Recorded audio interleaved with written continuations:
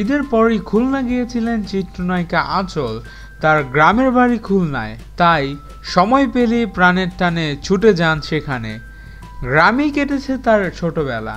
এবারের ঈদে আঁচল অভিনীত ছবি বড় পর্দায় না থাকলেও ছোট পর্দায় দর্শকরা তাকে দেখেছেন, কারণ তার অভিনীত হিমেল আশরাফ পরিচালিত সুলতানা বিবিয়ানা ছবিটি এবারের ঈদের বিশেষ অনুষ্ঠানমালায় এটিএন বাংলায় প্রচার হয়েছে।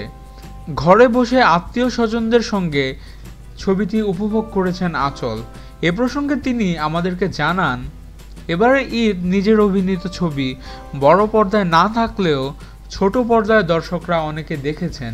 ছবিটি প্রচারের পর অনেকের কাছ থেকে প্রশংসা পেয়েছি। আমি নিজেও বন্ধু ও আত্মীয়দের নিয়ে একসঙ্গে মজা করে দেখেছি ছবিটি। এবছর এটি আমার অভিনীত সর্বশেষ মুক্তিপ্রাপ্ত ছবি। এ ছবিতে আমার বিপরীতে অভিনয় করেছেন বাপ্পি। ছবির গল্প, লোকেশন ও গান অনেকেই পছন্দ করেছে। বর্তমানে আঁচলের হাতে দুটি ছবি রয়েছে, এগুলো হচ্ছে দাগ ও 1 কোটি টাকা। এর মধ্যে তারেক শিকদার পরিচালিত দাগ ছবির কাজ শেষ। এ ছবিটি নিয়ে আঁচল বলেন, এতে আমার চরিত্রের নাম নাবিলা। আমার বড় বোনের চরিত্রে অভিনয় করেছেন বিদ্যা সিনহা মিম। আমাদের 2 বোনের এক নায়ক, আর সেই নায়ক হচ্ছেন বাপ্পি। সিলেট ও শ্রীমঙ্গলের বেশ কিছু জায়গায় ছবিটির শুটিং হয়েছে। কয়েকদিন পর সিনেমাটির ডাবিং হবে। আশা করি ছবিটি খুব দ্রুত মুক্তি পাবে। এছাড়া আমি অভিনেতা দীপজল ভাইয়ের বিপরীতে ছোটকু আহমেদ পরিচালিত 1 কোটি টাকা ছবির কাজও করেছি। গত ঈদের আগে সাভার ও উত্তরায় এ ছবির বেশ কিছু অংশের কাজ হয়েছে। এর কাহিনী 1 কোটি টাকাকে ঘিরে। পুরো ছবিতে পরিবার ও একটি বাচ্চা মেয়ের গল্প থাকছে, আর সেই পরিবারের আমি একজন সদস্য। একটা লটারি পাওয়াকে কেন্দ্র করে ছবির গল্প এগিয়েছে। খুব শিগগিরই এই ছবির গানের কাজ শুরু হবে। শাকিব খান, বাপ্পি, শাহরিয়াজ ইমন সহ অনেক নায়কের বিপরীতে অভিনয় করেছেন আঁচল। গ্ল্যামার ও নাচের পারদর্শিতার কারণে অল্প সময়ে পেয়েছেন জনপ্রিয়তা।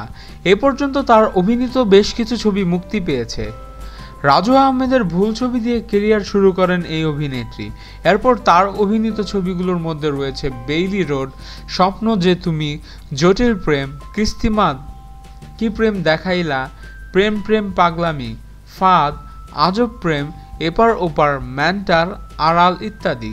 হাতে থাকা ছবির পাশাপাশি নতুন ছবির বিষয়ে কথা হচ্ছে আঁচলের সাথে, তবে তা এখনও চূড়ান্ত হয়নি। এ প্রসঙ্গে আঁচল বলেন, এখন তো সিনেমা ইন্ডাস্ট্রির ভেতরে অবস্থা ভালো না। বিশেষ করে শাকিব ভাইয়ের পিছনে শিল্পী সমিতির নেতারা কেন এভাবে লেগেছে বুঝলাম না।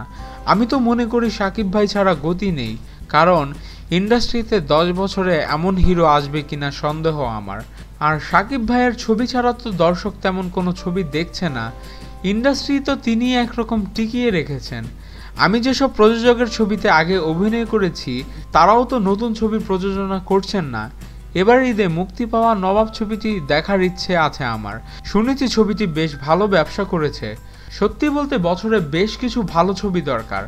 আঁচল ছোট পর্দায় আগে কাজ করলেও এখন করছেন না। আর এর কারণ জানতে চাইলে আঁচল বলেন, ছোট পর্দায় আগে কাজ করেছি, এখন আর করতে চাই না। মূলত চলচ্চিত্রে আসার আগে বিজ্ঞাপনে মডেল হিসাবে এবং নাটকে কাজ করেছি। নায়িকা হওয়ার পর ছোট পর্দায় নাটক কিংবা টেলিছবিতে আর কাজ করিনি।